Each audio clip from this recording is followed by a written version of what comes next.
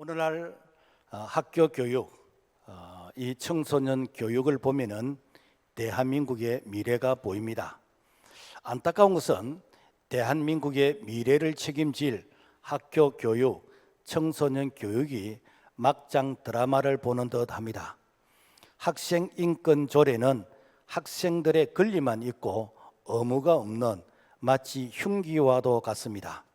학생들이 법을 지켜야 될 의무, 교칙을 지켜야 될 의무, 교사의 지도에 순종해야 될 의무, 부모님께 순종해야 될 의무, 우리 사회의 기본적인 가치관을 따라야 될 의무에 대해서는 전혀 언급이 없습니다.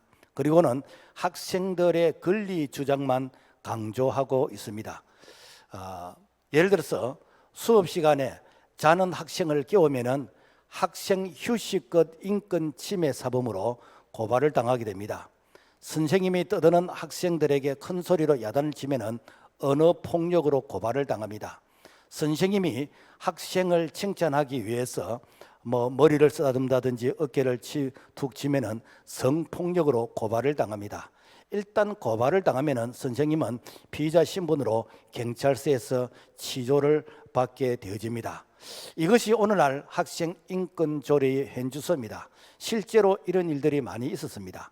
2017년 전북의 모 중학교 이렇게 교사가 이렇게 수업 시간에 조는 아이를 해초를 가지고 허벅지를 툭 쳤는데 이것이 성추행 사건으로 경찰 조사를 받았습니다.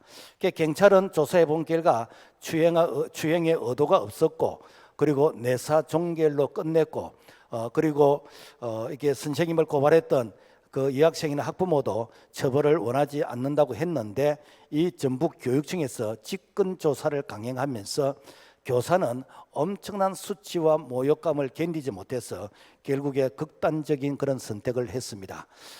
최근에 언론에 많이 이렇게 보도가 됐습니다만은 2023년 7월 달에 서울의 모 초등학교 선생님이 학부모로부터 악성 전화 폭력에 시달리다가 교사로서 자괴감이 든다고 극단적인 선택을 했습니다. 또 최근 8월 달에는 대전의 모 고등학교 선생님이 졸업생 제자로부터 흉기로 그야말로 난자를 당해서 생명이 위독한 이런 형편 가운데 있습니다. 이런 일은 빙산의 일각입니다. 교사들은 더 추한 모습을 보지 않기 위해서 조기 퇴직을 하거나 아니면은 휴직을 하거나 학생이 기다리는 것이 아니라 학생을 이렇게 멀리하고 싶은 이런 현실인 것입니다. 이제 교사와 학생 그리고 교사와 학부모의 신뢰관계는 무너졌습니다. 교사와 학생, 학부모는 공급자와 소비자와의 이권관계가 되어졌지 더 이상 사명감으로서 학생을 가르치던 그런 시대는 이제 전설같이 이제 느껴지고 있습니다. 자, 그렇다면은 이 무너진 이 관계를 어떻게 이렇게 회복할 수 있을까? 우리 교회가 여름 되면은 성경학교며 중고 수련회며 뿐만 아니라 우리 교회가 이렇게 일부에 3대가 함께 드리는 예배를 드리고 우리가 2부 예배 드리는 이 시간대에 지금 학생들이 이게 성경 공부를 하고 있는 그래서 아이들에게 좀 더 많은 성경 공부와 그리고 아이들에게 교회 교육을 시켜야 되겠다라고 하면서 우리 교회가 좀 집중적으로 교회 교육에 이렇게 그 많은 시간을 배려하고 있습니다. 자, 그래서 이 교회 교육마저 무너지면은 이제 더 이상 이제는 물러설 곳이 없습니다. 한국의 미래가 무너지는 것 같습니다. 우리는 절박한 심정으로 교회 교육의 사명을 다시 회복할 수 있는 오늘 우리 모든 성도들 되기를 주의 이름으로 부탁을 드립니다. 자, 교회 교육의 출발부터 우리가 살펴보면은 어릴 적부터 교육을 시작하라라는 것입니다. 3살 버릇 8가지 간다고 했습니다. 학자들의 말에 의하면은 지능 발달의 80%가 8세 이전에 결정이 되어진다. 그러니까 이 유아 교육의 그 중요성을 우리가 다시 한번 살펴볼 수가 있는데, 어떤 부모가 유태인 랍비를 찾아가서 자녀 교육을 몇 세부터 하면은 가장 적합하겠습니까? 라고 물었습니다. 그랬더니 랍비가 답을 주지 않고 저 하단에 있는 저 1년 된 나무를 한번 뽑아보세요. 1년 된 나무는 땡기니까 쑥 빠졌습니다. 그러면 2년 된 나무를 한번 뽑으세요. 2년 된 나무도 그냥 뽑혔습니다. 3년 된 나무 조금 힘들었지만 뽑혔습니다. 그런데 10년 된 저 나무를 뽑으세요. 10년 된 나무는 아무리 땡겨도 꿈쩍도 하지 않고 뽑히지를 않았습니다. 그래서 자녀 교육은 어리면 어릴수록 좋습니다 라는 것을 이렇게 교훈적으로 가르쳤다라는 것입니다. 모세, 그러면 출애굽의 지도자로서 아주 유명하지요. 그런데 모세가 출애굽의 지도자가 될 수 있던 그 배경에는 바로 어머니 요게벳의 이 가정교육에서부터 출발했다라는 것입니다. 어머니가 어린 이 모세를 무릎에 앉혀놓고 그리고 젖을 물리면서 늘 모세에게 얘기합니다. 모세야, 니는 히브리인이야. 니는 지금 애굽의 이 왕궁에서 네가 살지만은 너희의 조상은 히브리인이야. 아브라함의 하나님, 이삭의 하나님, 야곱의 하나님이야. 뿐만 아니라 너는 장차 이렇게 본향 이 가나안으로 가야 돼. 어릴 때부터 귀에 딱지가 앉을 정도로 이렇게 모세에게 가르쳤습니다. 그래서 히브리서 11장 6절 말씀 보면은 그리스도를 위하여 받는 수모를 애굽의 모든 보화보다 더 큰 재물로 여겼으니 이는 상 주심을 바라봄이라. 그러니까 모세가 애굽에서 바로 왕의 후계자가 될 수 있는 그런 기회가 있었음에도 불구하고 이 모든 이게 특권의식을 다 내려놓고 오히려 자기 백성과 함께 고난받으면서 출애굽의 그 길을 선택하게 된 그 배경에는 바로 어머니의 조기 교육, 어릴 적 그 교육이 결정적인 그런 역할을 했다라는 것입니다. 미국에서 기독교인이 된 연령을 1,000명을 대상으로 해서 한번 조사를 해봤습니다. 20세 이전에 기독교인 되었다 55%, 20세에서 30세까지 34%, 30세에서 40세 9.7%, 50세 이후에 기독교인이 되었다라는 것은 0.5%였습니다. 그러니까 어릴 적에 내가 예수님을 영접하고 어릴 적에 사제의 은총을 받고 내가 어릴 적에 성령 체험에서 복음의 사명을 깨닫는 것, 이것이 가장 바른 성경적인 교과서적인 그런 신앙생활이다라는 것입니다. 우리 교회가 어릴 적부터 이 유아교육 그리고 왕자학교 이 교육에 힘쓰는 이유도 바로 이런 이유 때문에 우리가 어릴 적부터 교육을 합니다. 그래서 어릴 적부터 교육을 받은 이 아이는 심지가 견고하기 때문에, 즉 뿌리가 깊기 때문에 어지간해가지고 넘어지지를 않습니다. 그렇지만은 내가 늦게서 신앙생활을 하게 되어지면은 내 머릿속에 세상에 많은 그런 어떤 이 가치관들이 내 머릿속에 들어가 있기 때문에 복음과 세상적인 가치관과 충돌이 일어납니다. 그래서 내가 세상적인 가치관대로 살아야 될 것인가 복음의 말씀대로 살아야 될 것인가 늘 갈등하면서 그래서 흔들리게 되는 것이고 넘어지게 되는 것이고 그러면서 참 이렇게 신앙생활을 해도 참 힘들게 하는 이런 경우가 들어 있습니다. 그거는 왜 그런가? 내 속에 뿌리가 깊지 않기 때문에. 그래서 이런 사람들은 앞에 사람들이 걸어갈 때, 즉 어릴 때부터 신앙생활을 한 사람이 걸어간다면 나는 100m 달리기 하듯이 뛰어가야 되고, 그리고 성령 체험에서 그래서 가치관이 바뀌어야만이 사실은 일꾼이 될 수 있고, 그리고 교회를 섬길 때에 신실한 믿음의 사람이 될 수 있다라는 것입니다. 그래서 성경은 강조합니다.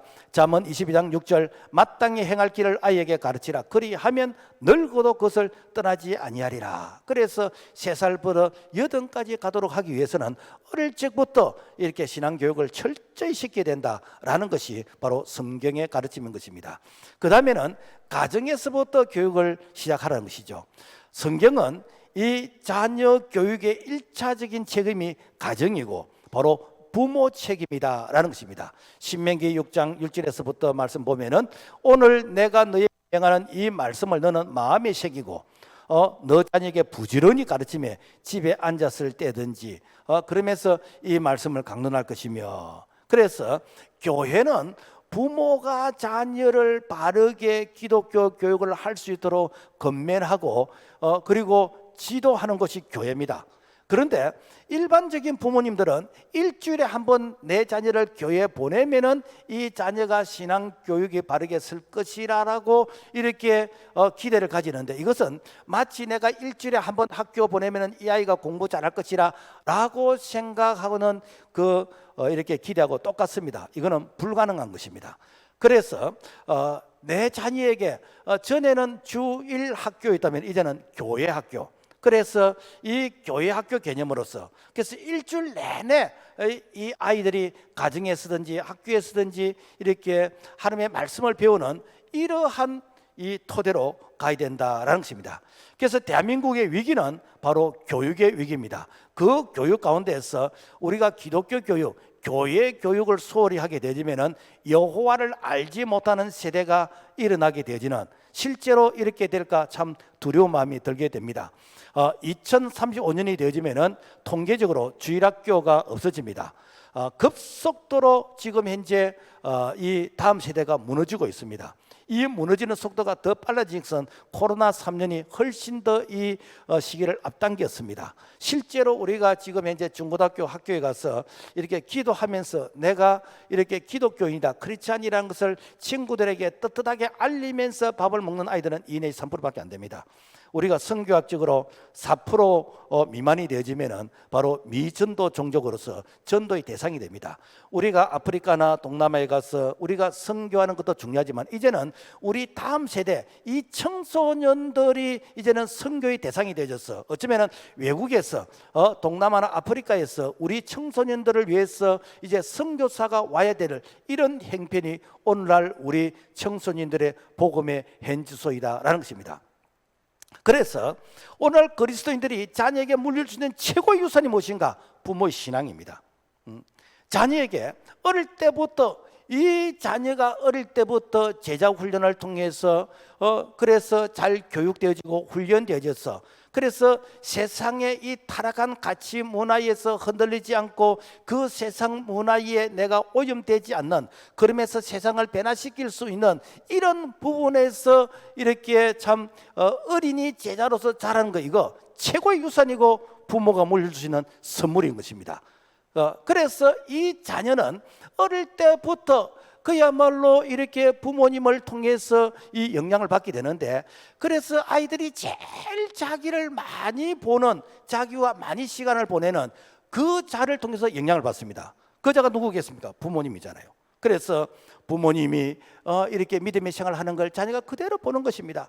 부모님들이 이렇게 신앙생활을 어떻게 하는가 자녀가 그대로 보고 배우게 됩니다. 그래서 자녀는 바로 이 부모가 이 모델이기 때문에 오늘 우리 부모들은 정말 자녀들 앞에서 좋은 신앙의 그런 모델이기를 주의 이름으로 부탁을 드립니다. 감사한 것은 우리 교회 왕자학교 학생들이 여름방학, 겨울방학 때 되면은 새벽기도 이게 특세를 하는데, 아이들이 물론 뭐 새벽기도 장학금을 준다라고 하니까 그 믿기 때문에 하는 것도 있지만은 어쨌든 그렇게 한다는 그 자체는 대단한 것입니다. 그래서 아이들을 새벽기도 보내기 위해서 부모가 같이 오잖아요. 그래서 아이들 때문에 부모가 자의반 타의반해서 새벽기도 오는 거, 이것도 사실은 참 좋은 훈련이거든요. 뿐만 아니라 우리 교회가 3대가 함께 예배드리는 이 예배 시스템, 이것은 정말로 우리가 다음 세대에게 이 신앙을 유산을 물려줄 수 있는 좋은 이렇게 예배 분위기라는 것을 기억하고, 그래서 너희들 예배 시간 됐으니까 네 혼자 가라 라는 것보다는 같이 이렇게 할아버지 때부터 손주가 같이 예배드리는 이런 문화, 이런 전통은 정말 우리가 다음 세대에게 물려주시는 좋은 신앙의 유산이다라는 것입니다. 오늘 우리가 읽었던 성경의 본문의 내용의 말씀에 보면은 가정교육의 실패가 얼마나 무서운가라는 것을 단적으로 보여주고 있는데, 엘리 제사장의 가정에 홈리와 비나사라는 이 아들이 있었습니다. 오늘날로 말하면은 목사님의 가정이라고도 할 수 있는 것이고, 조금 더 우리가 확대하면은 신약 시대에 만인 제사장으로서 그래서 이 왕 같은 제사장의 신분을 가진 믿음의 가정의 자녀라고도 할 수 있습니다. 그런데 이 제사장의 아들이 여호와를 알지 못했다라고 했습니다. 지금 말하면은 부모가 하나님이 어떤 분인지에 대해서 이렇게 가르쳐 주질 않았어요. 이게 가정교육의 바로 실패인 것입니다. 뿐만 아니라 이 자녀가 이게 재단에 들어지는 이런 재물, 그러니까 하나님 앞에 예배로 들어지는 이런 재물을 하나님께 드리기도 전에 이미 이렇게 훔쳐가는 바로 이러한 이게 경거망동한 이런 행동을 했어요. 이거는 무엇인가? 오늘날로 말하면은 하나님 앞에 들어지는 헌금, 이런 11조를 이렇게 떼먹는 바로 이러한 행동이 있었다라는 것입니다. 이것은 여러분요, 부모의 잘못입니다. 부모가 어릴 때부터 이런 걸 가르쳐야 돼요. 그래서 우리 교회 아이들이 보면은 뭐 용돈을 받았다, 세뱃돈을 받았다, 그러면은 그 아이들의 수준에 의해서 이렇게 감사헌금도 하고 성경금도 하고 11조헌금도 하고 이런 모습, 참 귀한 이런 모습이요. 이 아이들이 나중에 크면은 내가 어릴 적에 이런 훈련이 안 되면요, 나중에 내가 월급 많이 받고 돈 많이 생기면 아까워서 못합니다. 이렇게 다 무엇인가? 부모의 이런 책임이다라는 것입니다. 뿐만 아니라 해막문에서 수종들은 여의들과 같이 동침했다는, 지금 말하면 교회 안에서 엄난한 이런 어떤 간음이 이루어졌다라는 것입니다. 이거는 무엇인가? 내가 경건의 생활을 하지 않은 바로 그러한 결과이다라는 것입니다.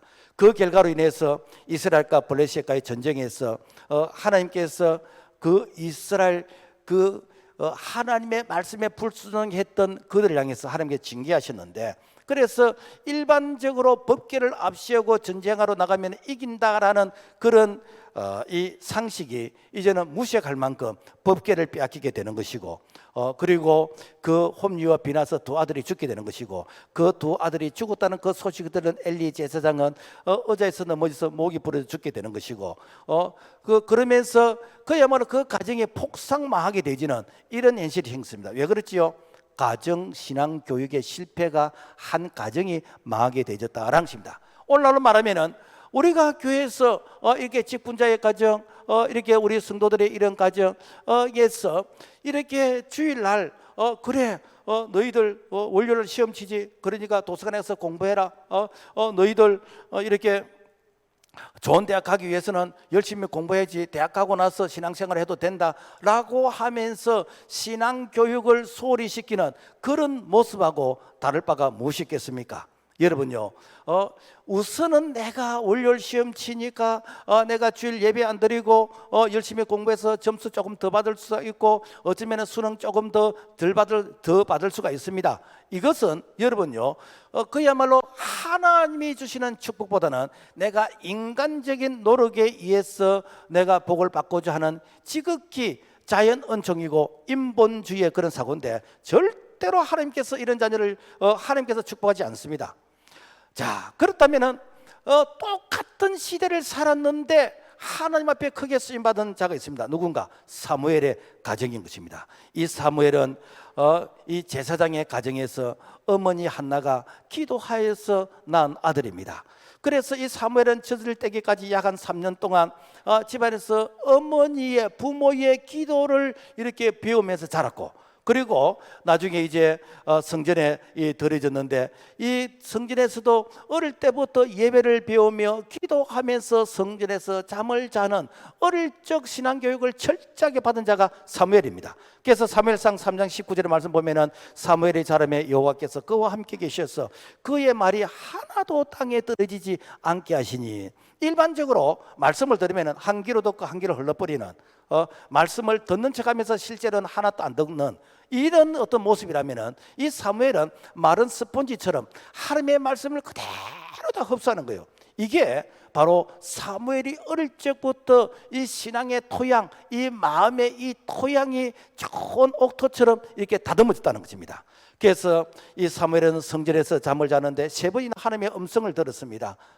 그래서 하나님의 음성을 들은 이 사무엘은 당시 영적으로 그리고 사회적으로 혼란한 그 시대의 사사가 되어졌고, 영적 지도자가 되어졌고, 그리고 이스라엘 초대 이 왕 사울을 기름 부어서 왕으로 세우고, 그리고 다윗을 어릴 때 기름 부어서 왕으로서 준비하게 하시고, 뿐만 아니라 이스라엘이 영적으로 이렇게 메말라 갈 때에 미스바에 모고 신앙 부흥을 운동을 일으킨 자가 누군가? 사무엘인 것입니다. 그래서 이 사무엘이 훌륭한 사람이 될 수 있던 그 비결은 어릴 때부터 철저한 신앙교육. 그래서 어릴 때부터 철저한 이 신앙교육은 누가 이 아이들을 옆에서 그림자처럼 가르치겠습니까? 바로 부모 아닙니까? 그래서 신명기 6장 4절에서부터 말씀 보면은 이스라엘에 들으라, 오늘 내가 너에게 명하는 이 말씀을 너 자녀에게 부지런히 가르치며 이 말씀을 강론할 것이며. 그래서 보통 부모들이 자녀들에게 뭐 이래라 저래라 이런 말들이 잔소리라 그러잖아요. 이 잔소리의 의미가 무엇이죠? 옳은 말이지만 듣기 싫은 말이 잔소리잖아요. 그런데 하나님의 이 말씀은 부작용이 없습니다. 하나님의 이 말씀은 성령이 역사하시기 때문에 우리가 기도하면서 아이들에게 어릴 때부터 이 말씀을 바르게 가르친다는 거, 이거는 아이들에게 엄청난 보약을 먹이는, 영적인 바로 이 보약을 먹이는 바로 이런 부분이기 때문에 우리 부모님들이 어릴 때부터 자녀들에게 공부해라고 말하기 전에 하나님의 말씀을 먼저 가르치는 그런 결단, 그런 믿음의 사람이 되기를 주님의 이름으로 부탁을 드립니다. 그 다음에 일반 교육으로부터 내 자녀를 보호하라는 것입니다. 일반 공립학교는 창조를 부정하고 진화론을 가르칩니다. 소위 말해서 무신론적인 그런 교육이라는 것입니다. 여러분요, 진화론은 과학이 아닙니다. 그건 하나의 가설입니다. 마치 전설 같은 그런 가설입니다. 그래서 진화론의 연장이 무엇인가? 인본주의인 것이고, 그 진화론의 연장이 공산주의 사상입니다. 인간을 물질로 이해하고 신은 없다, 유물론 이런 사상, 무신론의 사상, 바로 이런 것들이 바로 이 진화론의 이 사상들이거든요. 미국의 교육학자 존 두이는 진보적 교육가로서 공립학교에서 기독교를 몰아내고자 교육 철학을 세운 자로서 유명한데, 실제로 이 존 두이의 영향을 받아서 1962년 이 케네디 대통령이 공립학교의 모든 종교 행위를 위법으로 간주하고 다 금지를 시켰습니다. 그래서 이 케네디 때에 그 학교에서 기도하고 성경을 가르치던 이러한 프로그램을, 커리큘럼을 다 없애버렸어요. 그리고 나서 약 한 20년 지난 1980년대에 대해서 학교가 어떻게 바뀌었을까라고 하면서 한번 조사를 해봤더니 학교 안에 미혼모가 2.5배로 불어났고, 성병 발생이 2.5배로 불어났고, 10대의 혼전 성경임이 3.5배로 불어났고, 이혼율이 2배로 불어나게 되고, 강력 범죄가 7배나 증가했다라는 것입니다. 이것이 무엇인가? 바로 하나님을 부정하는 그러면서 이 진화론적인 이런 무신론, 유물론 사상, 이런 사상을 가르치는 그 교육의 결과가 바로 이런 통계로서 나타나게 되어졌다라는 것입니다. 그래서 성경은 교훈합니다. 망령되고 헛다는 신화를 버리고, 골로새 10장 5절, 하나님을 아는 것을 대제가에 높아진 것을 다 무너뜨리고 모든 생각을 사로잡아 그리스도에게 복종하게 하니. 그래서 세상의 이런 가치관의 이런 교육을 한다면은 우리는 성경의 이런 어떤 바로메타, 잣대를 통해서 이것이 맞는지 틀리는지 우리가 검증하고, 그래서 아이들에게 이 말씀을 먹여야 되는지 이렇게 차단해야 되는지 교회가 이런 검증의 기능을 해야 된다라는 것입니다. 자, 그런데 안타까운 것은 오늘날 우리 대한민국에 이런 현상이 일어나고 있다는 것. 많은 사람들이 인권의 포장지 속에 독소 조항이 있는 것을 모르고 있습니다. 여러분, 인권 중요합니다. 학생 인권이 있어야 되죠. 시민 인권이 있어야 됩니다. 그런데 그 인권이 중요하지만 그 인권 안에 정말 이것은 이렇게 우리 자녀들에게 우리 시민들이 이런 것을 가르치면 안 되는 것이 그 속에 숨어 있는, 그 속에 포함되어 있는데, 이것을 우리 학생들이 모르고 우리 시민들이 이렇게 부모들이 이것을 모르고 있다는 것입니다. 그것이 무엇인가? 몇 가지만 소개해보면, 서울시 학생 인권조례 제2장 1절 차별받지 않을 권리 중에서 이런 말들이 있습니다.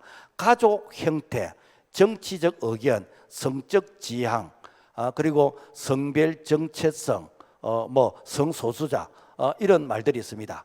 여기에서 가족 형태라는 이 말이 좀 두루뭉실한 이런 말입니다. 이 말 속에는 뭐가 들어가 있냐면 일처다부제, 그러니까 한 여자가 많은 여자와 같이 사는, 한 여자가 많은 남자와 같이 사는 거, 되게 좋겠습니까? 소위 말해 창녀촌 같은 이런 부분들.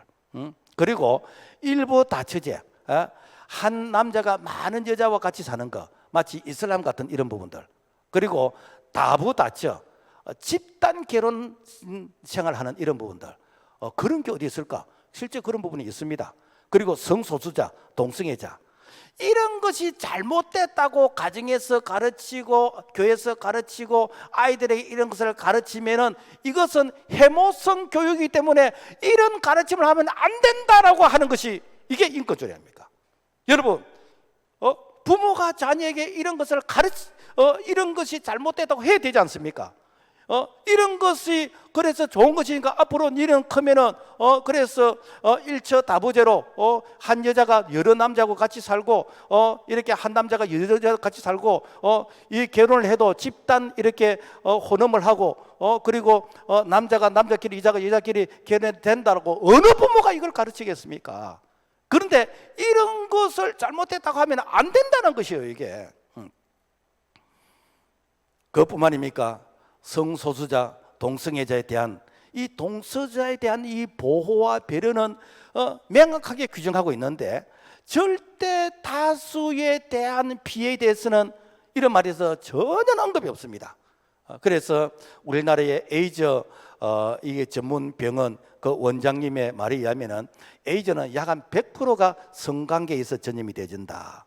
자, 그래서 특히 이 동성애를 통해서 주 감염의 이 경로라고 그러는데, 그래서 너희들 동성애 하면은 에이즈에 걸릴 감염률이 이렇게 높아 절대로 동성애 하면 안 돼. 이런 말을 가정에서도 교회에서도 하면 안 된다는 거예요. 물론 학교에서는 더 안 하겠지만은. 뿐만 아니라 학생 인권조례 제16조 보면은 양심의 자유와 종교의 자유가 있는데 거기에서 예배 건면 금지, 전도 금지, 이단 사이비 비판 금지 이런 내용이 있습니다. 그러니까 부모가 자는 놈 깨워서 이놈아 이렇게 새벽기도 가야 된다. 그리고 자녀에게 주일날 이렇게 예배 드려야지 놀러 가면 안 돼 하고, 그리고 이 신천지 이렇게 하나님의 교회 이런 거는 이단이야 이런 데 가면 안 돼. 이런 말을 하면 안 된다는 거예요. 이렇게 해도 안 된다는 겁니다. 지가 자유이기 때문에 지가 하고 싶으면 하고 하기 싫으면 안 하도록 놔둬야 된다는 거예요. 그래서 부모가 건면하면은 이것이 고발 대상이기 되기 때문에, 그래서 부모가 경찰서에 가서 치조를 당하고 이런 부분에 대해서 부모가 반성하지 않으면 자녀와 격리시키는 이런 현상이 인권조례에 들어가 있다는 겁니다. 여러분, 과거에는요 우리가 학교 안에 들어가서 전도하고 그리고 직장에 신효가 있고 뭐 이렇게 이게 교사 신효도 있고 이런 신효가 있습니다. 지금 다 없어졌습니다. 왜 그런가? 인권이라는 이름 때문에 다 없어져 버렸어요. 자, 이런 상황에서 어떻게 우리가 가정교육을 하겠습니까? 어떻게 교육을 할 수 있겠습니까? 어떻게 신앙교육을 바르게 할 수 있겠습니까? 안타까운 것은 민주화를 외치며 교육감을 직선제로 뽑기 시작하면서 그 교육감의 이념 성향에 따라서 학교 교육이 그야말로 파도를 치기 시작했다는 것입니다. 그래서 그 교육감이 어떤 이념의 성향이냐에 따라서 우리 자녀들이 도매금으로 넘어가 버려요. 더 안타까운 것은 교회가 이런 부분에 대해서 중심을 잡지를 못하고 내가 좋아하는 지도자, 내가 좋아하는 정당이기 때문에 그 사람이 말을 하면 무조건 침묵하고 그 사람이 그 정당이 말하면 무조건 따라가주는, 여러분요, 우리의 신앙의 기준은 오직 말씀입니다. 우리는 말씀 중심에서 우리는 해야 되는 것, 하지 말아야 될 것을 우리는 구별하는 것, 이것이 여러분 믿음이고 신앙 아닙니까? 우리는 여당도 아니고 야당도 아닙니다. 저는 보수도 아니고 진보도 아닙니다. 그러나 오직 저는 말씀, 하나님의 말씀에서 잘못된 것은 누가 무슨 소리든 그건 잘못된 것이요, 하나님의 말씀에서 잘못된 것은 어느 지도자가 말해도 그건 잘못된 것이요. 그래서 오늘 세상의 법 위에 상위 법이 보니까 하나님의 말씀의 법입니다. 세상의 지도자 위에 더 상위의 지도자가 왕이신 하나님인 것입니다. 그래서 오늘 우리는 영적 파수꾼의 그런 사명을 가지고, 그래서 늘 하나님의 말씀의 기준에 의해서 우리가 아닌 것은 아니라고 말해야 됩니다. 우리 신앙의 선배들은 이걸 위해서 순교하면서, 이걸 위해서 옥고를 치르고, 이걸 위해서 그야말로 불이익을 당하면서 이 피를 흘리면서 우리에게 아름다운 신앙의 유산을 물려주지 않았습니까? 호세아 선지자는 외쳤습니다. 내 백성이 지식이 없어 망하는도다. 그래서 오늘 우리는 정말 자녀들에게 오직 우리의 가치 기준은 말씀이다 라는 것을 가르쳐야 됩니다.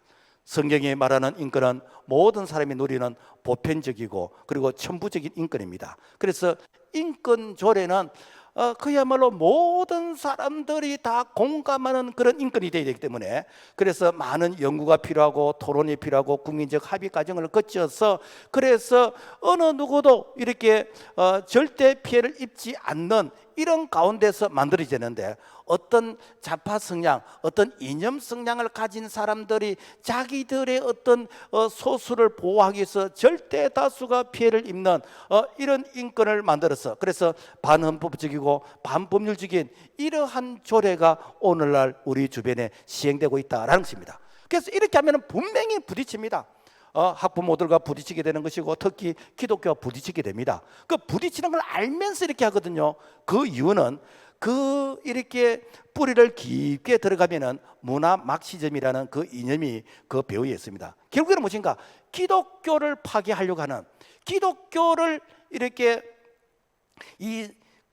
성장을 이렇게 멈추게 하려고 하는 바로 그 무슨 그런 이념적인 성향이 있기 때문에 오늘날 기독교에서 반발하는 것을 알면서도 불구하고 이렇게 하는 것, 이것은 우리가 영적 싸움이다라는 것입니다. 교회와 학부모들은 이렇게 교육감 선거라든지 이런 선거에 관심을 가지게 됩니다. 어떤 분은 그럽니다. 목사님, 교회가 정치에 관심을 가지면 못됩니까? 무식한 소리 하지를 마세요. 원래 정치는 교회에서 나왔습니다. 교회가 세상을 여러분요 이렇게 다스려야 됩니다. 그래서 교회가 정말 좋은 지도자를 만들어서 이 세상에 보내야 됩니다. 우리 대한민국의 재헌 국회가 이루어질 때 여러분요 많은 목사님들이 국회의원이 되셨고, 재헌 국회를 시작할 때 제일 첫 번째 무엇인가? 이원영 이 목사님이 이렇게 이운영 목사님이 기도하면서 국회를 시작한, 이것이 대한민국 국회의 첫 출발이었습니다. 그래서 정말 훌륭한 이런 많은 우리 자녀들을 이렇게 앞으로 정교회도 보내고 그리고 각 요소에 보내서, 그래서 하나님의 정의와 하나님의 공의를 외칠 수 있는 이런 신실한 자들을 우리가 많이 배출하는 이 사명을 우리 모두가 가지기를 주의 이름으로 부탁을 드립니다. 자, 그래서 성경적인 교육이 대안입니다.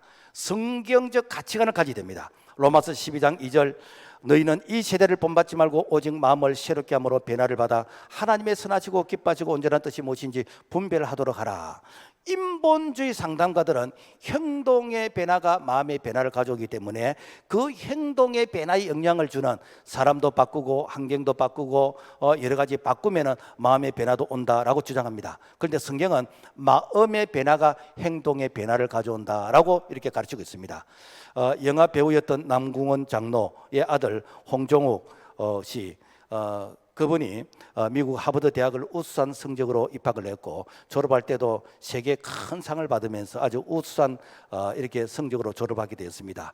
그래서 한동안 이 자녀 교육의 어떤 모델이 홍종욱 군이 모델이 되어졌는데, 오늘 우리가 이게 도전봐야 될 것은 그 어머니가 방학이 되어지면은 이렇게 세상 교육을 소위 말해서 선행학습으로 이렇게 가르치는 이런 데 관심이 가진 게 아니라, 네가 평소에 네가 이 부분에 대해서 네가 좀 부족하지, 그러면 성경 과외를 시키는 거예요. 오늘 우리 부모하고 전혀 생각이 다르잖아요. 그래서 부모들은 앞으로 2학기 때 배울 것 선행학습을 해야 되는 것이고, 이게 국영수가를 해야 되는 것이고, 이런 게 관심이라면은 이 부모는 어떠는가? 아이에게 성경 과외를 시키는 거예요. 그러면서 앞으로 네가 하나님이 쓰시는 이런 사람, 하나님이 쓰시는 이런 가치관으로 바뀌도록 이 아이에게 어릴 적 이 교육을 시켰는데, 그래서 이 시대의 그런 모세와 같은, 이 시대의 다니엘 같은 이런 인물이 바로 이 성경 과외를 통해서 하나님이 쓰시는 이런 세계관의 사람이 되어졌다라는 것입니다. 자, 그리고 교회는 바른 교육을 제공을 해야 됩니다. 1517년 마틴 루터가 종교개혁을 시작하면서 당시에 중세 가톨릭 교회는 성경에도 없는 연옥서를 주장하면서 면죄부를 만들어 파는 이런 불법을 하게 되었습니다. 연옥이 뭔가 하면은 이 천국과 지옥의 중간 단계가 연옥이다. 여러분 성경에 없는 말입니다. 그런데 그런 교리를 만들어내 가지고 그래서 성도들에게 헌금하게 하고 이런 교리를 통해서 그야말로 중세 교회가 타락하게 되지는 그런 이 한 시대가 있었습니다. 이때에 이 마틴 루터가 아니다. 이 구원은 오직 믿음으로 구원받는다. 오직 믿음으로 어렵게 되어진다 라고 주장을 하면서, 그래서 우리의 잘못된 가치관, 잘못된 세계관, 우리의 잘못된 이런 문화에서 다시 성경으로 돌아가자. 그래서 이 종교개혁자들이 부르짖은 게 무엇인가? 오직 성경, 오직 그리스도, 오직 믿음, 오직 은혜, 오직 하나님에게만 영광을 외치면서 종교개혁을 성공적으로 이루게 되었다라는 것입니다. 그래서 성경으로부터 점점 멀어졌던 중세 독일 교회가 종교개혁을 통해서 다시 성경으로 돌아오게 되지는 이것을 갖다 뭐란가? 개혁이라 그럽니다. 그래서 프로테스탄트를 개혁주의라 그러고, 특히 그 중에서 하나님 말씀 중심으로서 믿음과 신앙을 외치는 우리 교단 같은 이런 교회를 갖다가 개혁주의라 그럽니다. 그 개혁주의는 무엇인가? 저항하다, 그런 의미 있습니다. 그러니까 타락한 문화, 잘못된 그런 가치관, 잘못된 세상의 이런 문화와 저항해서 다시 성경대로 돌아가야 된다라는 것이 무엇인가? 이것이 바로 개혁주의 신앙이다라는 것입니다. 하나님은 이스라엘 백성이 망하기 전에 경고를 했습니다. 호세아서 4장 6절, 내 백성이 지식이 없으므로 망하는도다. 너가 지식을 버렸으니 나도 너를 버려 내 제사장이 되지 못하게 할 것이요. 무엇인가? 하나님께서 시대마다 하나님께서 경고를 하십니다. 이럴 때 교회가 그 시대의 파수꾼이 되어야 되는 것이고, 그 시대의 진리를 바라는 등대가 되어야 되는 것입니다. 소련이 공산화될 때 러시아 정교회 90%가 침묵했습니다. 그 결과 4,600만 명이 대학살을 당했습니다. 중국이 공산화될 때에 중국 교회가 침묵했습니다. 그 결과 모택동이가 6,400만 명을 대학살했습니다. 유럽 교회가 차별금지법에 대해서 설마하면서 방관했을 때 그 결과 유럽의 교회가 술집이 되어지고 나이트클럽이 되어지고 이슬람 사원이 됐습니다. 교회가 양다리를 걸친 중립에 선다는 것은 가장 비겁한 행동인 것입니다. 여러분, 교회가 왜 중립을 지킵니까? 사람들은 그래요. 목사님, 이런 말을 하면은 듣기 싫어하는 사람이 있습니다. 이런 말을 하면은 교인들 싫어서 나가는 교인이 있습니다. 교회가 여러분 비즈니스입니까? 교회가 사업체입니까? 왜 교회가 사람 눈치 보면서 하나님의 말씀을 여러분 바르게 전하지 않아야 되는데, 그것은 교회가 타락한 증거인 것입니다. 교회가 교회되기 위해서는 하나님의 말씀을 가감없이 전해야 되는 것입니다. 이것이 파수꾼인 것이고, 이것이 진리의 이게 등대 아닙니까? 안타까운 것은 한국 교회에 WCC와 포스트 모더니즘이 들어왔습니다. 이 WCC 포스트 모더니즘이 무엇인가? 절대적인 것을 거부하고 상대적인 것을 강조합니다. 우리는 오직 예수님만이 구원이라고 하는데 예수도 구원이라고 하는 편입니다. 이게 뭐니까? 상대성이에요. 그래서 교회 안에 종교다원주의가 들어오고 차별금지법이 들어오고 동성애가 들어오는데, 이런 말을 하면 싫어하는 교인들이 있기 때문에 이런 말을 하면 안 된다라고 하면서 입도 뻥긋하지 않는 교회가 오늘 한국 교회의 이런 현주소 아닙니까? 여러분, 왜 이렇게 되어졌습니까? 오늘 교회가 그만큼 타락했다는, 교회가 타락한 것만큼 세상이 타락하게 되어집니다. 심지어는 교회 안에 이런 사상이 들어오고 이렇게 낙태, 합법화, 무신론, 심지어는 공산주의, 주사파 이런 사상까지 들어왔는데도 불구하고 교회가 이런 부분에서 꿀먹은 벙어리처럼 아무 말 안 하고 침묵하고 있습니다. 더 이상 교회가 교회되기를 포기한 것입니다. 한국 교회가 코로나 3년 동안에 얼마나 여러분이 많이 만신창이 되었습니까? 정부가 교회를 향해서 예배를 이렇게 드리라 그러면서 예배를 통제했습니다. 이거는 정부의 권리가 아니에요. 교회는 하나님의 절대 주권인 것입니다. 교회 예배는 하나님이 말씀하시는 우리는 이 예배를 우리가 사수해야 되는 것입니다. 그런데 3년 동안 예배 통제를 받으면서, 그래서 약 한 이게 10,000개의 교회가 문을 닫게 되는 것이고, 그리고 150만 명의 성도들이 그야말로 이제는 방콕 교회 방에 콕 처박혀 가지고 나오지를 않는 이걸 갖다가 가난안 성도, 안 나가 이런 성도로 이렇게 자리매김을 하게 되었다라는 것입니다. 여러분, 우리가 전도하는 거 쉽습니까? 쉽지 않죠. 그런데 이제는 예배 교회 안 가도 돼. 우리가 유튜브를 통해서 예배 드리면 돼. 예배 쇼핑하면 돼. 이번에는 어디 한번 쇼핑을 해볼까? 이게 코로나가 만들어낸 한국교회 예배 아닙니까? 여러분, 왜 교회라 그러죠? 교회는 에클레시아, 하나님의 택한 백성들이 모이면 공동체가 교회 아닙니까? 여러분요, 우리가 특별히 중환자실에 있다든지 아니면 특별한 그런 환경이 있는 사람들은 이렇게 교회에 나올 수 없기 때문에 그런 사람은 어쩔 수 없이 일시적으로 그런 예배를 드릴 수 있다 할지라도 오늘 우리는 에클레시아 모여야 됩니다. 이것이 교회입니까? 그래서 교회 기능이 무엇이지요? 예배하고 우리가 교육하고 우리가 전도하고 교제하고 봉사, 이것이 만들어질 때 교회 아닙니까? 그런데 내가 예배 쇼핑만 하는 그것이 교회, 절대로 교회 아닙니다. 이것이 오늘날 우리 신앙을 병들게 한 그런 요소이다라는 것입니다. 그래서 에스겔서 3장 17절, 인자야 내가 너를 이스라엘 족속의 파수꾼으로 세웠으니 너는 내 입의 말을 듣고 나를 대신하여 그들을 깨우치라. 우리가 파수꾼의 사명입니다. 우리가 하나님의 말씀으로서 여러분이 잠자는 자를 깨워야 되는 것이고, 그리고 안전병 신앙을 이렇게 세워야 되는 것이고, 그리고 잘못된 길로 가는 사람은 잘못됐다고 말을 해야 됩니다. 이것이 교회의 사명인 것이고, 이것이 먼저 믿는 우리의 사명이다라는 것입니다. 그리고 기독교 지도자를 키워야 됩니다. 아브라함 링컨이 가장 좋아했던 말씀이 시편 37편 7절입니다. 여호와 앞에 잠잠하고 참고 기다리라. 자기 길이 형통하며 악한 길을 이루는 자 때문에 불평하지 말지어다. 무엇인가?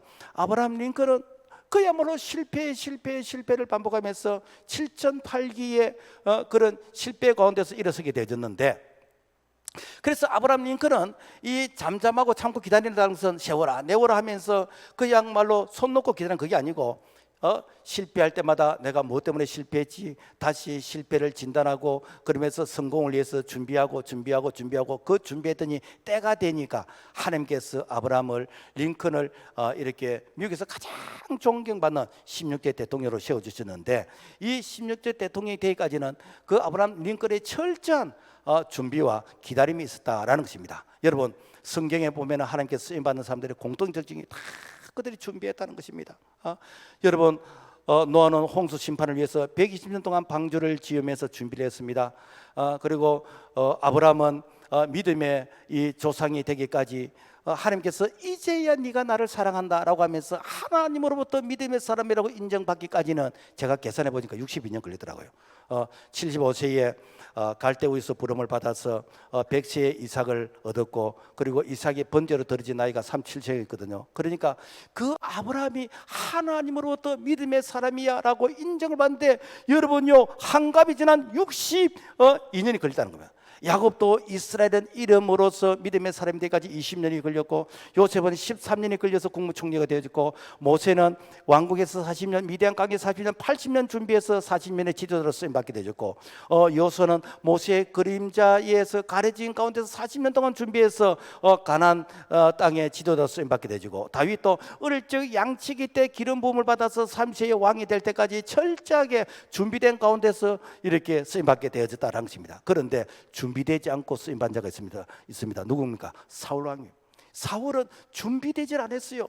되지 않는 가운데서 왕이 되었습니다. 그랬더니 어떻게 되는가? 그야말로 왕이라는 신분 때문에 월권을 하게 되는 것이고, 그리고 이렇게 나단 이렇게 선지자가 이렇게 책망을 하게 되어지면은 그러면은 내 체면 좀 세워달라고 그러면서 그야말로 변명을 하게 되지고, 그래서 하나님께서 내가 너를 왕 세운 것을 후회한다라고 하면서 그 사울 왕의 그 타락이 왕가가 완전히 이렇게 멸망하게 되지는 이런 비극을 맞이하게 되었다라는 것입니다. 여러분, 교회는 다음 세대를 이렇게 세우는 일에 준비해야 됩니다.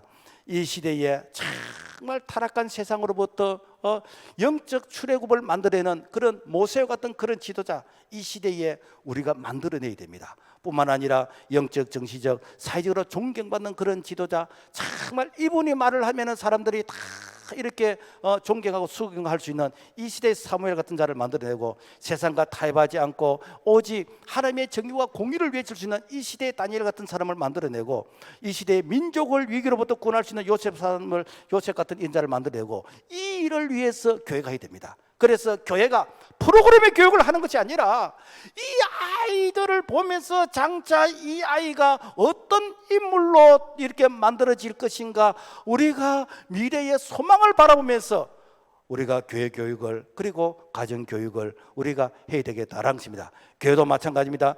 교회에서 준비된 지도자를 세워야 됩니다.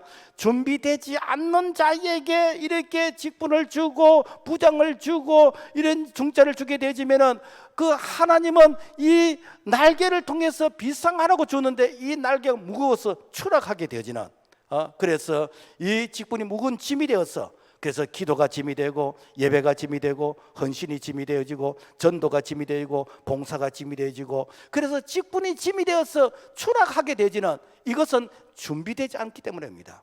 여러분요, 늦다고 생각되는 지금 우리가 준비하는 때이고, 준비된 가운데서 우리가 사명을 감당해야 됩니다. 말씀을 맺겠습니다. 세상 교육에 더 이상 우리 자녀를 맡기지 말고 우리가 다시 이게 가정 교육, 이렇게 교육을 정말 이렇게 성경적으로, 성경적 시계관으로서 이 자녀들을 교육해서, 그래서 정말 무너져가는 이 한국의 이 미래를 다시 이렇게 세우는 이 일에 우리 교회가, 우리 모두가 동참하고 쓰임받을 수 있기를 주님의 이름으로 부탁을 드립니다. 하나님 아버지 감사합니다. 하나님의 시대를 이렇게 영적으로 진단하면서 이 시대에 바른 성경적 세계관을 가지고 정말 바른 교육을 할 수 있는 이 시대에 깨어있는 교회, 살아있는 교회, 하나님의 정의와 공의를 외칠 수 있는, 세상과 타협하지 않고 오직 하나님의 이 정의를 이렇게 부르질 수 있는 이런 우리 성도 교회가 될 수 있도록 도와주시옵소서. 예수님 이름으로 기도합니다. 아멘.